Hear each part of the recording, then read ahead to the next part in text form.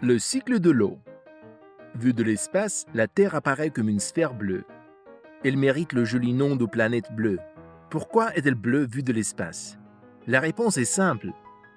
Sa surface est couverte d'eau à 71%. Cette grande masse d'eau est en mouvement permanent. Le moteur de changement est le rayonnement solaire. L'eau opère en circuit fermé. Elle va passer de la mer à l'atmosphère, de l'atmosphère à la Terre, puis de la Terre à la mer, en suivant un cycle qui se répète infiniment. Sa quantité est restée inchangée depuis 3 milliards d'années. La quantité totale de l'eau est constante sous ses différentes formes. Nuages, pluie, rivières et océans.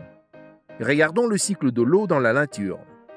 Grâce à l'énergie solaire, la surface de l'eau des mers et des océans se réchauffe. L'eau s'évapore dans l'atmosphère en se débarrassant de son sel.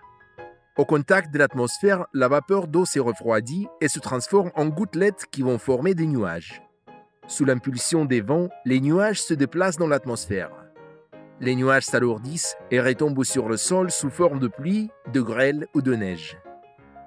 Les précipitations tombent sur les océans ou sur la terre, puis évaporent ou pénètrent dans le sol par infiltration et alimentent les nappes souterraines.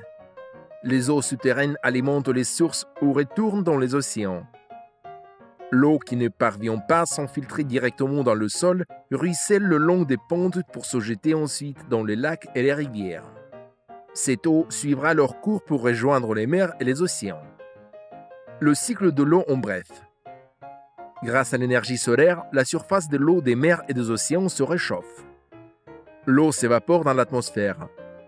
La vapeur d'eau se refroidit et se transforme en nuages, puis retombe sur les sols sous forme de précipitations. Une part des précipitations repart en évaporation, ou va servir à recharger les nappes souterraines. L'eau qui ne parvient pas à s'infiltrer directement dans le sol ruisselle le long des pentes.